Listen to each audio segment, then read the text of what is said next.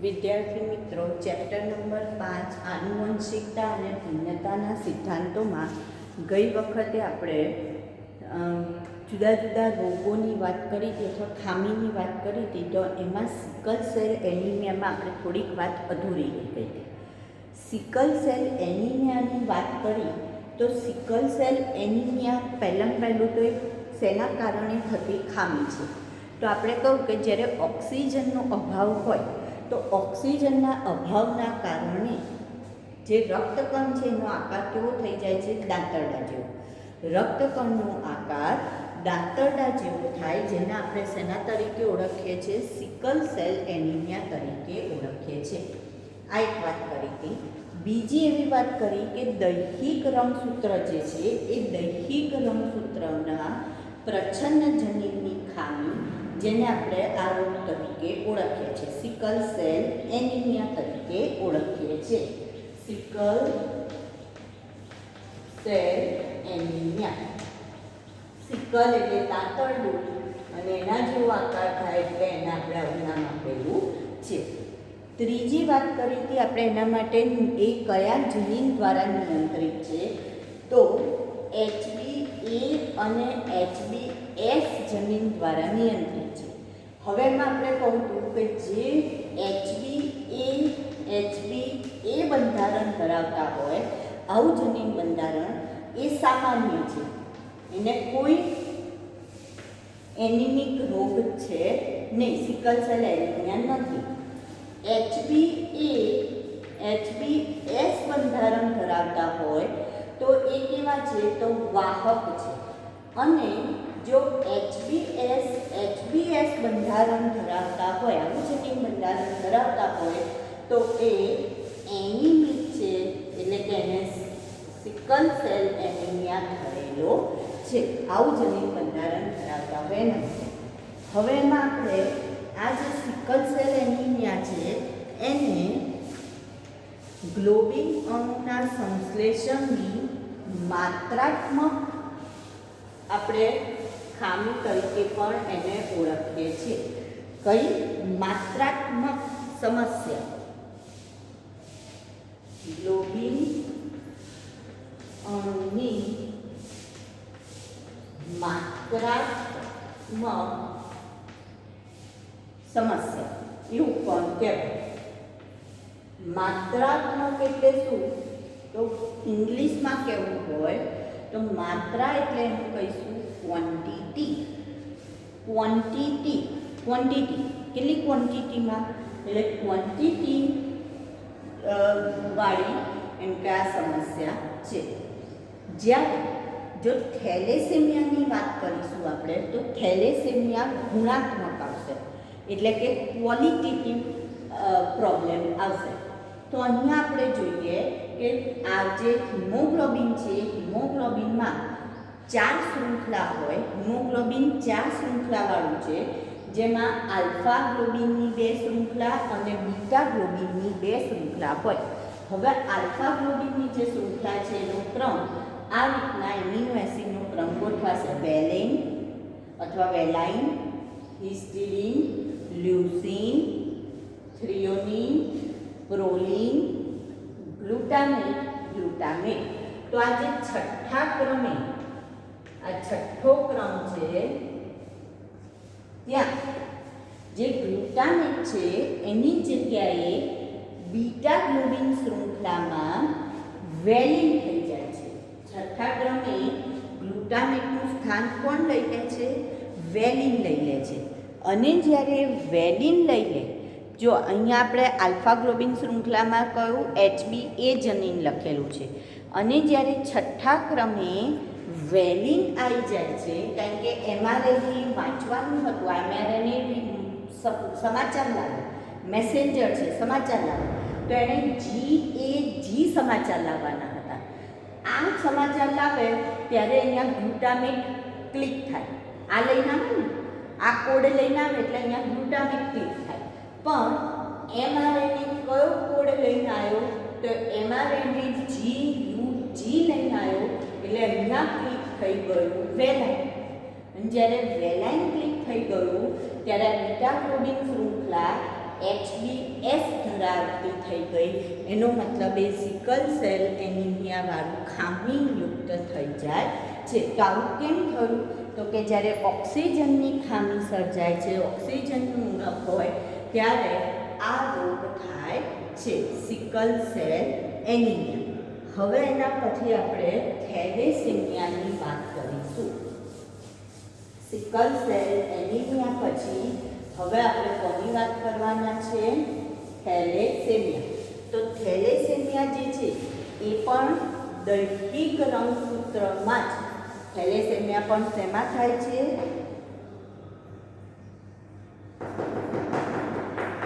દૈહિક રંગસૂત્રમાં જ થતી ખામી છે. તો થેલેસેમિયા જોડણી જુદી પણ હોઈ શકે. થેલેસેમિયા, બરાબર. એને ગુણાત્મક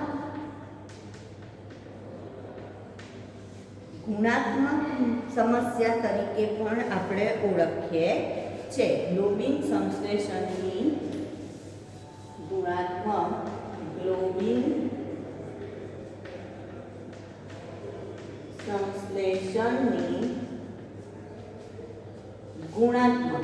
ગુણાત્મક એટલે કેવી? ક્વોલિટેટિવ સમસ્યા તરીકે પણ ઓળખી શકાય. તો થેલેસેમિયામાં શું થાય છે? તો પહેલું તો આ શું આવશે? દૈહિક રંગસૂત્રની પ્રચ્છન્ન જનીનની ખામી, બરાબર. દૈહિક રંગસૂત્રની પ્રચ્છન્ન જનીનની ખામી. હવે રોગનું કારણ શું? તો જે આલ્ફા ગ્લોબિન અને બીટા ગ્લોબિન શૃંખલા છે એ શૃંખલા ઉપર જ્યારે અસર થાય તો આ રોગ થાય છે. રોગનું કારણ શું છે?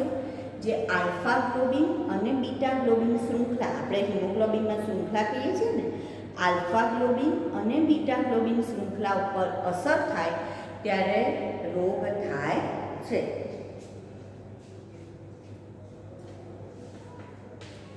આલ્ફા ગ્લોબિન અથવા, હું અહીંયા કયો શબ્દ વાપરું છું? અથવા. આલ્ફા ગ્લોબિનમાં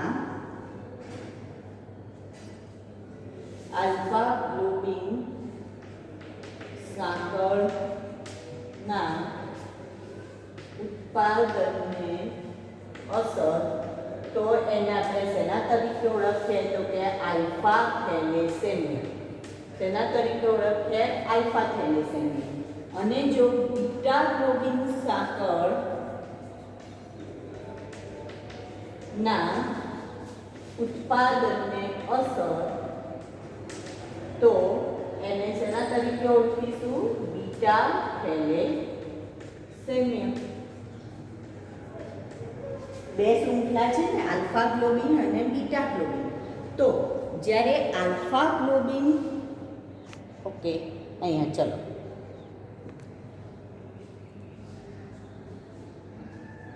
થેલેસેમિયા ગ્લોબિન સંશ્લેષણની ગુણાત્મક સમસ્યા, અથવા તો એને આપણે શું કહીએ છીએ? ક્વોન્ટિટેટિવ. ગુણાત્મક એટલે ક્વોન્ટિટેટિવ પ્રોબ્લેમ. દૈહિક રંગસૂત્રની પ્રચ્છન્ન જનીનની ખામી, આલ્ફા ગ્લોબિન સાંકળના ઉત્પાદનને અસર થાય તો, જ્યારે આલ્ફા ગ્લોબિન સાંકળ બનતી હોય અને એના ઉત્પાદનમાં અસર થાય તો આલ્ફા થેલેસેમિયા, અને બીટા ગ્લોબિન સાંકળના ઉત્પાદનને અસર થાય તો એને શું કહેવાય? બીટા થેલેસેમિયા કહેવાય.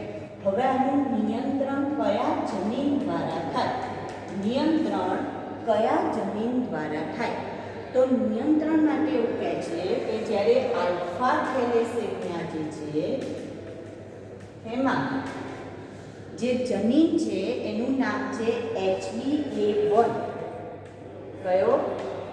HbA1. HbA1 અને HbA2 જે કયા રંગસૂત્ર ઉપર છે તો 16મા રંગસૂત્ર ઉપર હોય છે.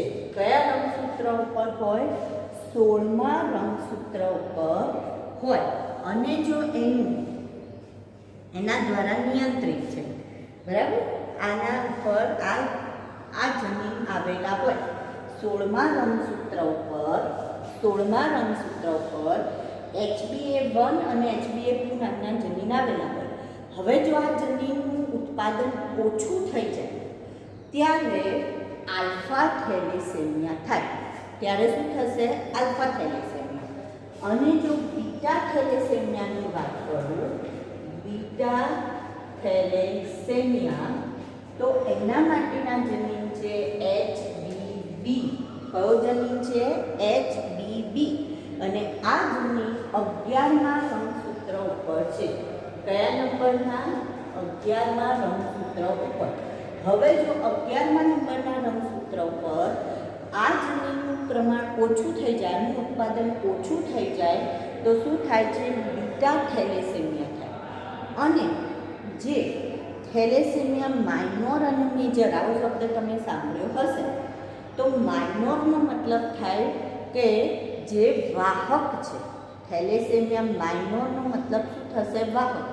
તો જ્યારે બે વાહકના લગ્ન થાય, વાહક સ્ત્રી અને જો વાહક પુરુષ હોય અને એમના લગ્ન થાય તો સંતતિમાં થેલેસેમિયા આવે ને આવે છે.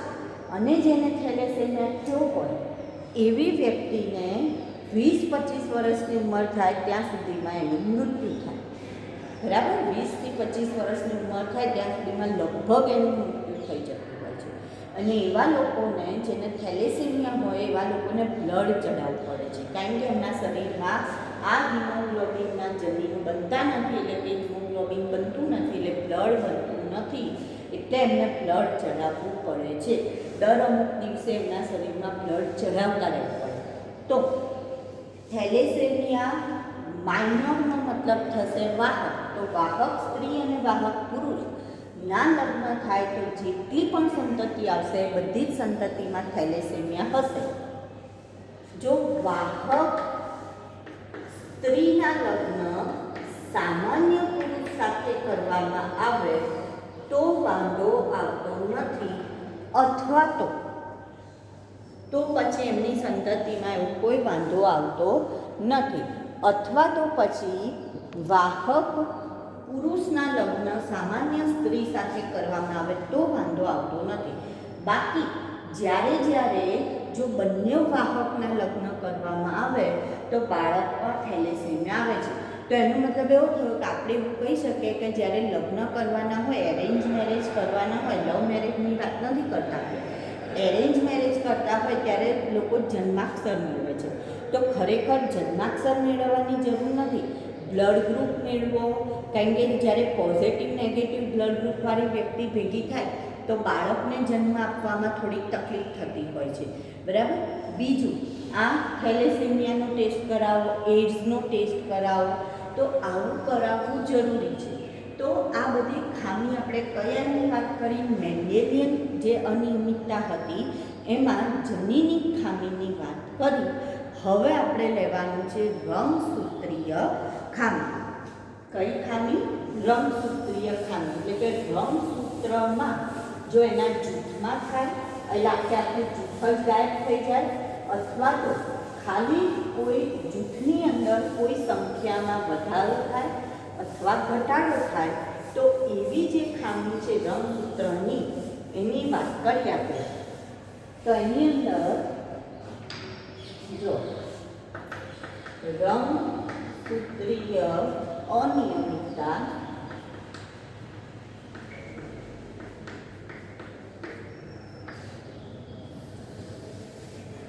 જેને બે ભાગમાં વહેંચી શકાય, યુપ્લોઇડી અને એમ્યુપ્લોઇડી. યુપ્લોઇડી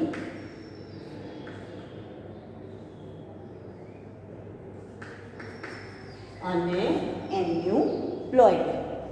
યુપ્લોઇડીનો મતલબ શું થશે કે રંગસૂત્ર જૂથની સંખ્યામાં, યુપ્લોઇડીનો મતલબ શું?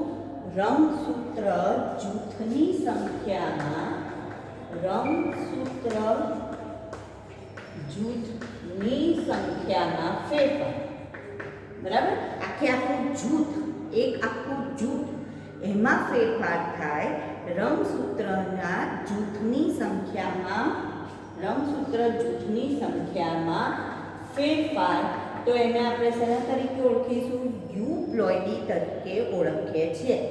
જ્યારે એન્યુપ્લોઇડીનો મતલબ રંગસૂત્રના કોઈ એક જૂથમાં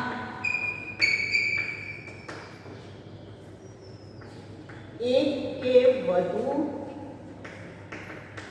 રંગસૂત્ર હાજર અથવા ગેરહાજર.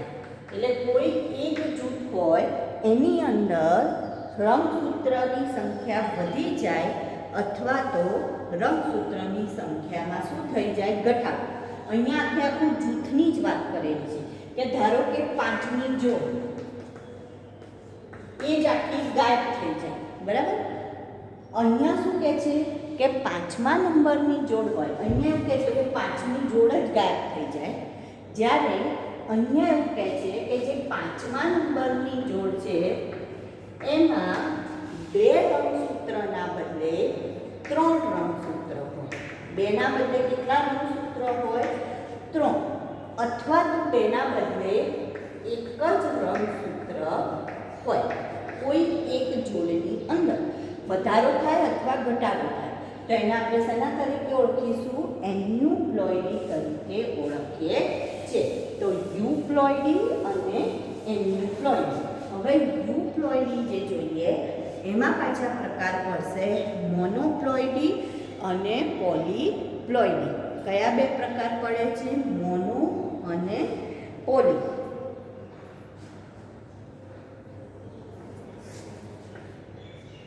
મોનોપ્લોઇડી અને પોલીપ્લોઇડી. હવે જો મોનોનો મતલબ શું થશે? મોનો એટલે એક, તો કોઈ રંગસૂત્ર જૂથ ગાયબ થઈ જાય.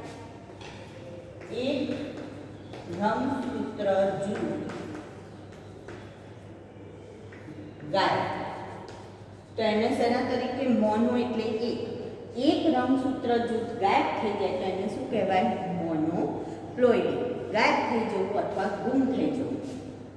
પોલીપ્લોઇડીનો મતલબ જે રંગસૂત્રની સંખ્યા છે માં વધારે. એટલે ગુણન કેટલું છે? તો કે 2n છે એના બદલે 3n 4n 5n થઈ જવું. પોલી એટલે વધારે. પોલીમાં 2n ના બદલે શું થાય? 3n 4n 5n થઈ જાય તો એને આપણે શેના તરીકે ઓળખીએ છીએ? પોલીપ્લોઇડી તરીકે ઓળખીએ છીએ. હવે પેલામાં જોઈએ એન્યુપ્લોઇડીમાં. તો એમાં આવશે કોઈ એક જૂથ જે છે એને, જૂથને હું 2n વડે કહું, એમાંથી 2n માંથી કોઈ એક રંગસૂત્ર ગાયબ થઈ જવું. કોઈ એક રંગસૂત્ર ગાયબ થઈ જવું તો એને કહેવાય મોનોસોમી. કઈ ખામી કહેવાય? મોનોસોમી. તો જો કુલ રંગસૂત્ર કેટલા? 46. જોડ 23 જોડ. 46 રંગસૂત્રમાંથી 45 થઈ જાય તો એને શેના તરીકે ઓળખીએ? મોનોસોમી. કોઈ એક ના બદલે 2 રંગસૂત્ર ગાયબ થઈ જવા. એટલે આખી એક જોડ ગાયબ નથી થતી. એકમાંથી એક થાય, બીજામાંથી એક થાય. 2n - 2 તો એને શેના તરીકે ઓળખીએ છીએ? નલી સોમી તરીકે ઓળખીએ છીએ. ટ્રાયસોમી. હવે ટ્રાય ઉપરથી ખબર પડી જશે તમને. 2 ના બદલે 3 થવા એટલે કે 1 ઉમેરાવું તો 2n + 1 ટેટ્રાસોમી.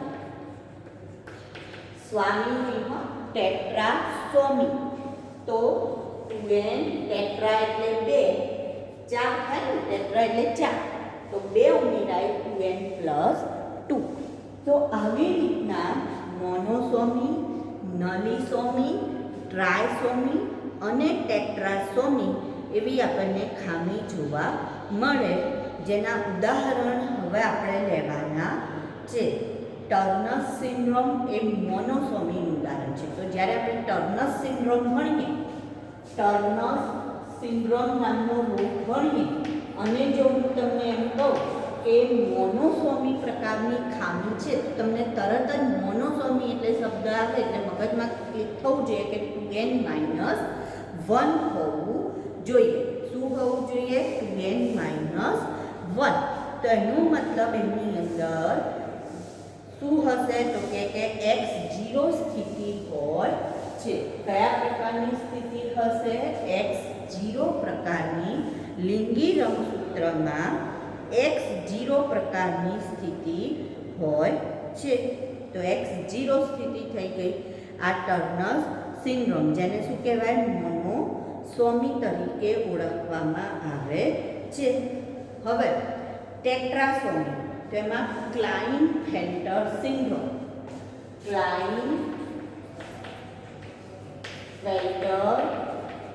સિન્ડ્રોમ. અગર હું એમ કહું કે ક્લાઇનફેલ્ટર સિન્ડ્રોમ એ ટ્રાયસોમી પ્રકારની ખામી છે, તો એનો મતલબ 2ના બદલે કેટલા રંગસૂત્ર હશે? 3 રંગસૂત્ર હશે. તો એમાં XX ના બદલે XXY પ્રકારનું બંધારણ જોવા મળે છે.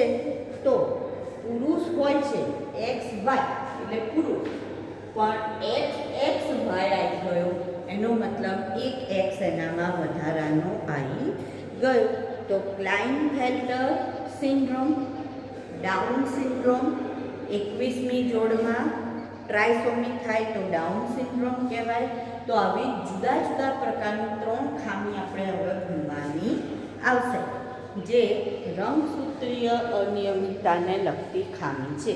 તો હવે આપણે એ ખામી વિશે જોઈએ. તો પહેલી ખામી, આમાં ખ્યાલ આવી ગયો બરાબર?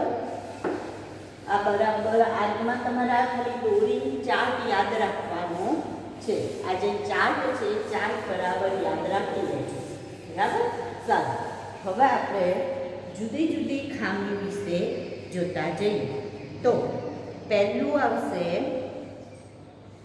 પહેલી જે ખામી છે એ આપણે લઈએ છીએ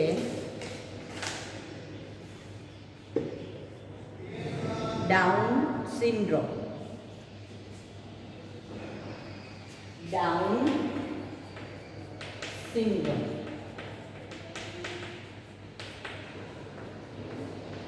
કારણ શું છે? તો 21મી જોડમાં ટ્રાયસોમી થવાથી, 21મી જોડ જે છે એમાં ટ્રાયસોમી થવાથી,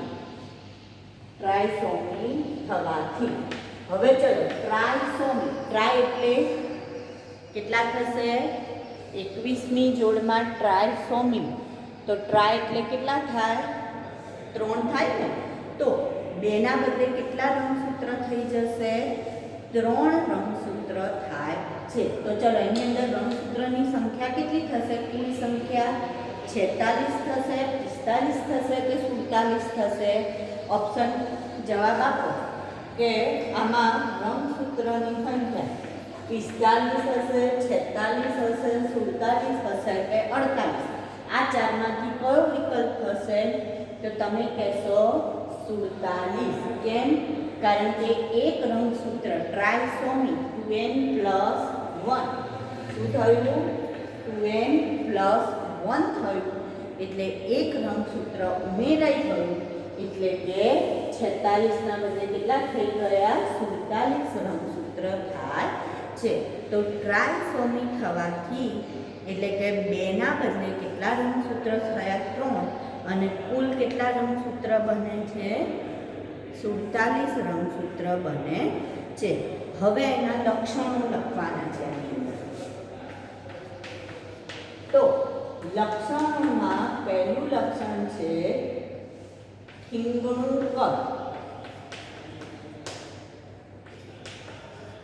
જો આ 21મી જોડ છે એનો મતલબ દૈહિક રંગસૂત્ર છે, લિંગી રંગસૂત્ર છે નહીં. એટલે કે લિંગમાં સ્ત્રી પુરુષનામાં કંઈ એવા ઓલા લક્ષણો દેખવા મળતા નથી. એના દેહમાં જ આપણને કંઈક જુદાપણું જોવા મળશે. તો પહેલું લક્ષણ આપણે શું કહીએ છીએ? એનું ઠીંગણું કદ, મોટું માથું અને ટૂંકી ગરદન. મોટું માથું, ટૂંકી ગરદન. ગરદન ટૂંકી હોય, માથું મોટું દેખાય અને કદ કેવું લાગશે? તો ઠીંગણું, એકદમ નાનું. ચહેરો જે છે એ ચપટો લાગશે આપણને. ચપટો ગોળ ચહેરો, ચપટો ગોળ ચહેરો. એટલીસ્ટ તમારે 4 થી 5 ચાર એના લક્ષણો યાદ રાખવાના છે. પછી ગળીયુક્ત આંખના જે પોપચા છે કેવા? તો કે ગળીયુક્ત. ગળીયુક્ત, હથેળી પહોળી. જો હથેળી પહોળી આંખના પોપચા ગળીયુક્ત, એકદમ જાડા જાડા. અને હથેળી કેવી હશે? એકદમ પહોળી હોય છે. ફૂલેલી જીભ, ફૂલેલી જાડી જીભ. એની જે જીભ હોય એ કેવી હશે? તિરાડવાળી, ફૂલેલી તિરાડવાળી. એટલે શું અંદર ક્રેક પડી હશે? તો વચ્ચેથી તિરાડવાળી, ફૂલેલી જાડી જીભ. ચપટો ગોળ ચહેરો, આંખના પોપચા ગળીયુક્ત, તિરાડવાળી ફૂલેલી જાડી જીભ, હથેળી પહોળી, ઠીંગણું કદ, મોટું માથું, ટૂંકી ગરદન. માનસિક મન, આ એક લક્ષણ છે ને, બધા જ રોગમાં તમારે લખી લેવાનું. માનસિક મન. માનસિક રીતના જે પણ 3 લક્ષણો આપણે જોવા, 3 ખામી જોવાની છે. 3 ખામીમાં આ એક લક્ષણ કોમન છે. માનસિક રીતે વ્યક્તિ કેવી હોય? તો કે મંદ હોય છે.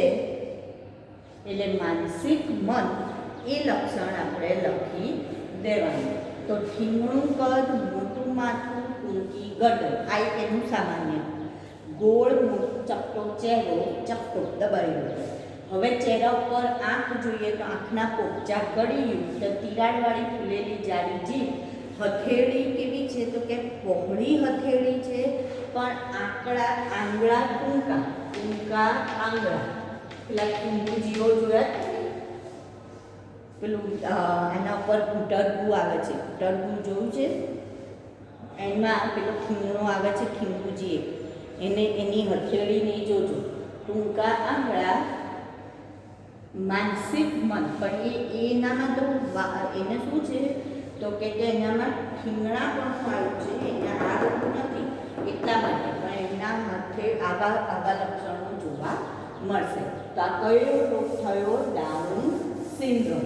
તો આના લગતા પ્રશ્ન પણ પૂછાઈ શકે કે ડાઉન સિન્ડ્રોમ એ રંગસૂત્રની ખાલી જગ્યા નંબરની જોડમાં થાય છે. તો કયા? 21માં. કયા પ્રકારની ખામી છે? તો ટ્રાયસોમી અથવા 21માં જોડમાં ખાલી જગ્યા થવાથી થાય છે. તો ટ્રાયસોમી થવાથી થાય છે. એના લક્ષણો યાદ રાખવાના છે તમારે. આ એના શું છે? લક્ષણો. હવે એનાથી આગળ બીજો જે રોગ છે એ આવશે ક્લાઇનફેલ્ટર સિન્ડ્રોમ. કયો છે? ક્લાઇનફેલ્ટર સિન્ડ્રોમ. હવે જે રોગ લઈશું ને એ આપણે લિંગ સંબંધિત રોગ લઈશું, લિંગી રંગસૂત્રમાં થતો. અને જ્યારે લિંગ સંબંધિત આવે તો એના લક્ષણો પણ તમે જોજો એ રીતના જ આવશે. તો ક્લાઇનફેલ્ટર સિન્ડ્રોમ. કયો રોગ કયો આપણે? ક્લાઇનફેલ્ટર સિન્ડ્રોમ. તો આમાં એવું કહે છે કે પુરુષમાં એક એક્સ લિંગી રંગસૂત્રના બદલે 2 કે વધારે લિંગી રંગસૂત્ર હોય છે. એટલે અહીંયા લખીશું આપણે લિંગી રંગસૂત્રની ટ્રાયસોમીથી સર્જાતી ખામી. બરાબર, લિંગી રંગસૂત્રની ટ્રાયસોમીથી. હવે કોના લિંગી રંગસૂત્રમાં થાય છે? તો પુરુષમાં. એક એક્સ ના બદલે 2x. બરાબર, તો એનો મતલબ 23 ની જોડ પુરુષની શું થશે? x x y. શું બંધારણ થઈ ગયું? x x y. હવે એના લક્ષણ લખ્યા આપણે. તો જો જ્યારે આવું લક્ષણ આવી જાય એનો મતલબ પુરુષ છે પણ એ સંતતિ ઉત્પન્ન નથી કરી શકતો, માટે વંધ્ય. કેવો છે? વંધ્ય, સંતતિ ઉત્પન્ન કરતો નથી. બીજું એક લક્ષણ મેં કહું તો શું લખવાનું તમારે? માનસિક મંદ લખી કહેવાનું. તો પહેલું વંધ્ય, બીજું માનસિક મંદ. હવે બંધારણ XY હોવું જોઈએ પણ X વધારાનો આવી ગયો, એનો મતલબ શુક્રપિંડ બરાબર વિકસિત થયા નહીં, એટલે અલ્પ વિકસિત શુક્રપિંડ. અને એટલે શુક્રકોષ ઉત્પન્ન ના થયા. બરાબર, અલ્પ વિકસિત શુક્રપિંડ. જો મેં કહું તમને કે જ્યારે લિંગ સંબંધિત આવશે ને ત્યારે એના લક્ષણો પણ એવા જ આવશે. વંધ્ય છે કેમ? કારણ કે શુક્રપિંડ કેવા છે? તો કે અલ્પ વિકસિત છે, બરાબર વિકસિત થયા નથી. અને જો શુક્રપિંડ જ વિકસિત ના હોય તો એ શુક્રકોષો ઉત્પન્ન કરી શકે નહીં. ઊંચું કદ પણ ગળું કેવું છે? ટૂંકું. ઊંચું કદ પુરુષ જેવા જ હોય ને, એટલે ઊંચું કદ, લાંબા પગ, પગ બહુ લાંબા પણ ટૂંકું ગળું. ગળું કેવું રહેશે? એકદમ ટૂંકું રહેશે. કદ ઊંચું, પુરુષ જેવા લક્ષણો માટે કદ ઊંચું, પગ પણ લાંબા, પણ ગળું કેવું હોય છે? તો કે ટૂંકું ગળું હોય છે. શરીર ઉપર આછી રૂંવાટી. પુરુષ હોય તો રૂંવાટી વધારે પડે, પણ અહીંયા શરીર ઉપર આછી રૂંવાટી એટલે વધારે રૂંવાટી છે નહીં. શરીર ઉપર શું છે? આછી રૂંવાટી. અને ચહેરા પર પણ વાળ ઓછા. ચહેરા પર ઓછા વાળ. નહીંતર દાઢી મૂછ ઉગવા જોઈએ ને, પણ એવા દાઢી મૂછ ઉગતા નથી. દાઢી મૂછ ઉગતા જ નથી. તો આ કયા રોગના લક્ષણ